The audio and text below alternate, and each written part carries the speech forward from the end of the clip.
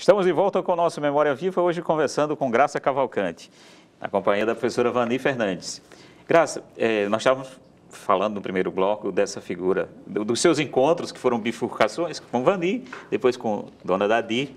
Dona Dadi te levou ao mundo do Mamulengo. No Mamulengo você conheceu Raul, é isso? Exatamente.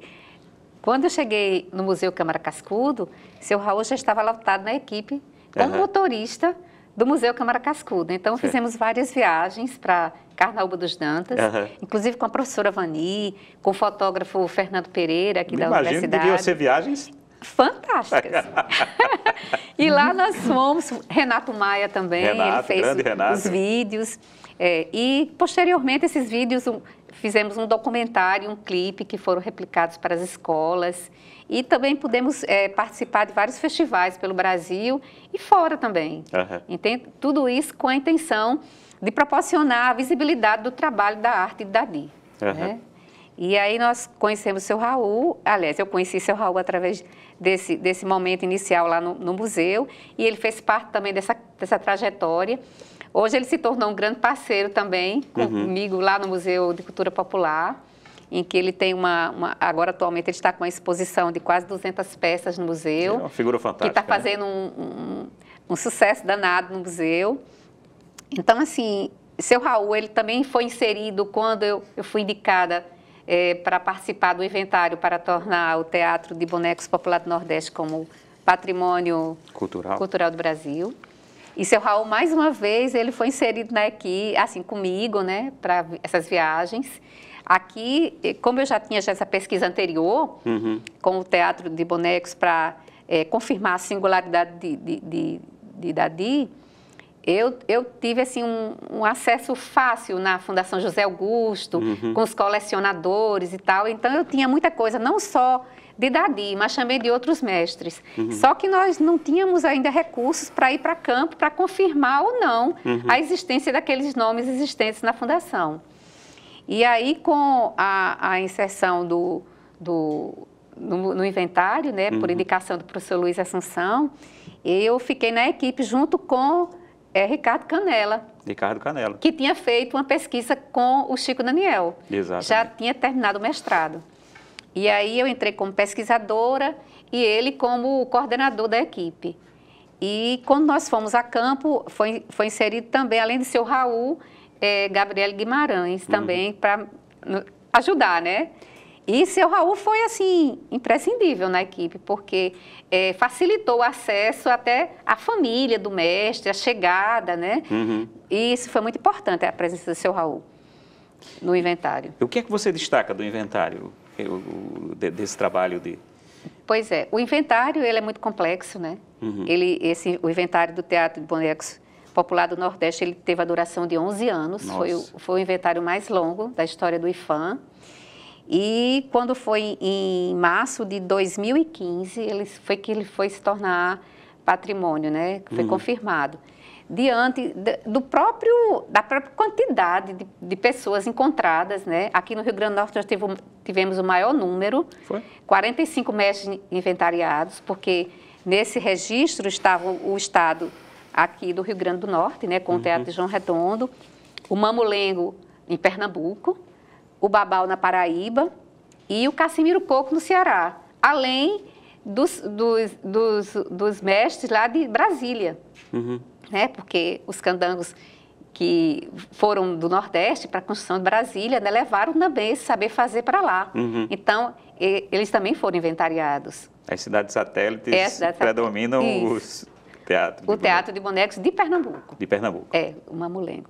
E lá eles têm várias companhias de bonecos, diferentemente do que fazemos atualmente aqui, né, no Nordeste. Mas, voltando à questão do inventário, ele foi complexo porque, você tem uma ideia, com 45 brincantes aqui no Rio Grande do Norte, o quanto demorou, apesar da minha pesquisa local, né, que avançou muito porque tivemos um tempo maior para o campo. Mas era registrado tanto a família do mestre, quanto a apresentação dele no seu povoado, que é diferente do que ele faz na cidade. E ao final do inventário, em cada estado acontecia um encontro para que eles pudessem se conhecer. Isso foi muito importante, porque quem chegava na casa do mestre, na cidade do interior, ele dizia assim, ele achava que só ele fazia brincadeira, porque ele não conhecia um outro que fizesse. Então, esse encontro foi mágico. Eles trouxeram até um estúdio com o pessoal de Brasília, do Rio de Janeiro, para que pudesse ser registrado esse momento da abertura das malas, da história de cada um. E, ao final do inventário, foi feito um documentário, assim, não pode contemplar todos, né? Mas a maior parte dos brincantes, eles estão nesse documentário final. Então, foi muito importante esse inventário. Depois você retoma com o Vani, porque você vai para o doutorado, é isso?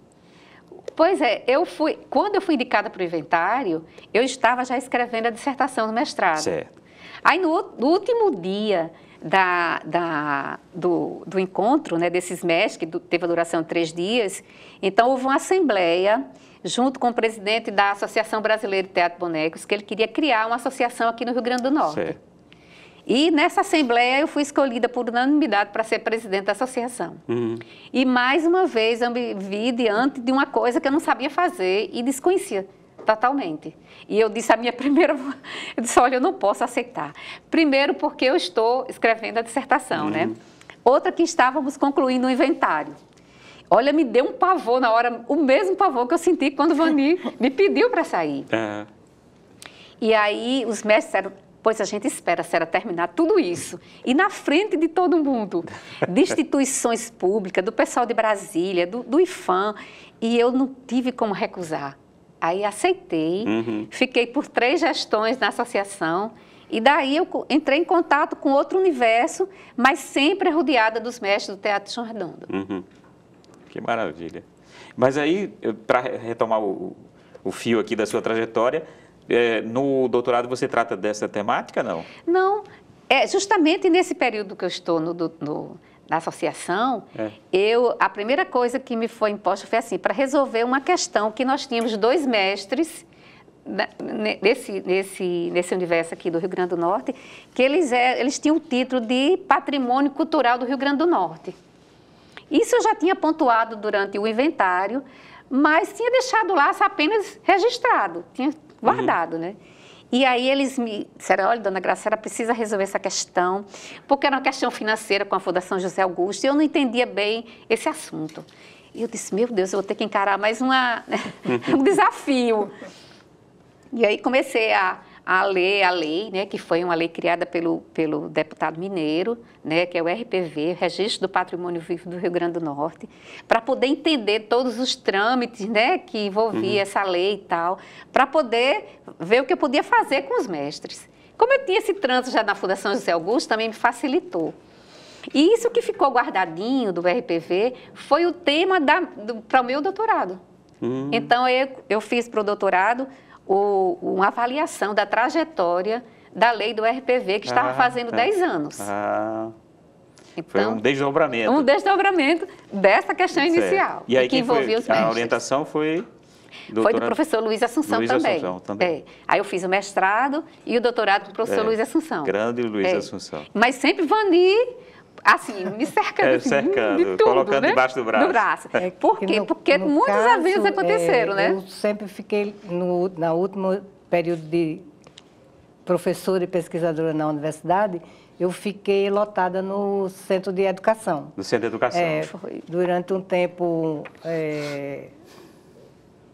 Depois já mudaram as regras da Pró-Reitoria de Pesquisa, né, e quem estava lotado em órgão suplementar não teria direito mais a concorrer às bolsas de iniciação científica. E eu já estava, né, como colaboradora da pós-graduação em educação, não tinha como não ficar, não tinha como não ter, né, essa parte da formação da gente, né? E aí foi quando eu me removi para a educação. Mas aí, a gente sempre esteve muito juntas, né? Esse trabalho com Dona Dadi teve desdobramentos muito importantes. Por exemplo, durante essa pesquisa, eu encomendei 3 coleções para Dona Dadi. Sim, é verdade. Essas coleções estão ainda sob comodato. Eu instituí possibilidade de você deixar suas coleções sob a guarda de uma instituição, você autoriza pesquisa, publicação e tal, né? Mas você não perde a propriedade, mas eu já estou assinando a doação definitiva para o museu. Agora, eu achava muito estranho você fazer a pesquisa e não devolver para a instituição uma parte do seu trabalho, né?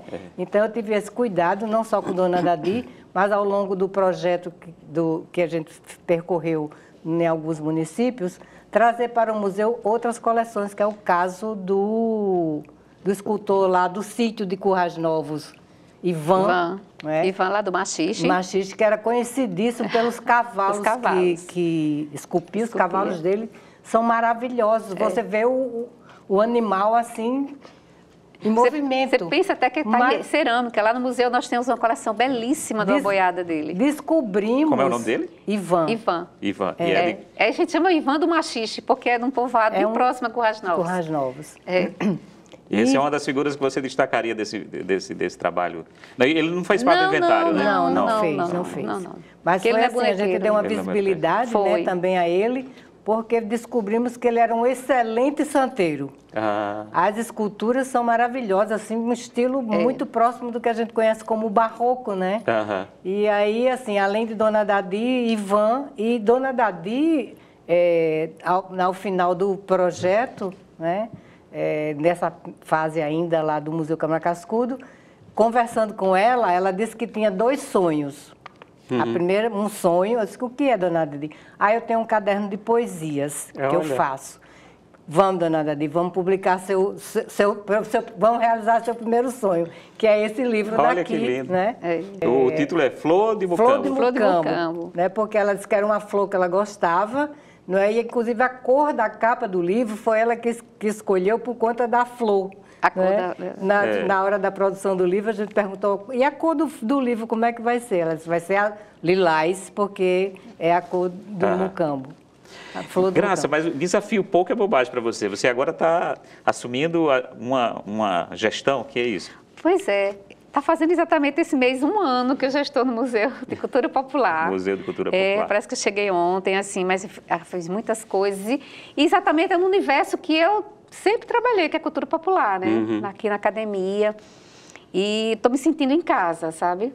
Porque agora tem vários editais publicados para contemplar vários segmentos da cultura popular. O prefeito Álvaro Dias agora beneficiou com esses recursos, né?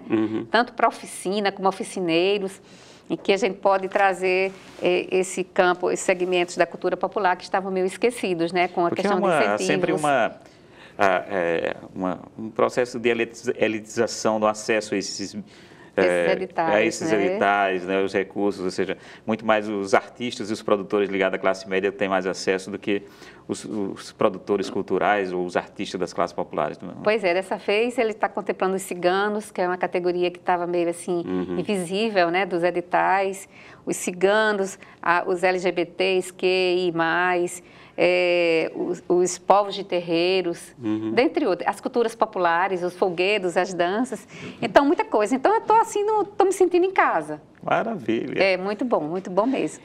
Graça, Vani, olha, foi ótimo conversar com vocês, trazer um pouco da trajetória de Graça, que a gente precisaria ir de uns 2 ou 3 programas para falar disso tudo. E Vani estava me relembrando tanta coisa aqui. Além do livro de poesia, ela me falou das oficinas que inserimos Dadi, dos trabalhos acadêmicos que levamos Dadi para dar visibilidade, né? Não só no Brasil, como fora.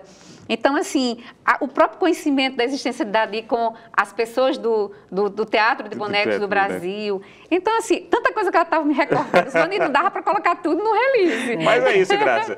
O que é bom, tem esse gostinho de quero mais. Muito obrigado. Obrigada a você. Valeu. Obrigada, Vani. Imagina, um prazer. Um prazer recebê-la, Vani, também. Olha só, nós terminamos agora o nosso Memória Viva com essas figuras maravilhosas, falando de um assunto interessantíssimo, e você que nos assistiu até agora, acompanhe as nossas próximas edições. Memória Viva vai ao ar sempre na quinta-feira, às 7h30 da noite, com reprise no sábado, às 2h da tarde.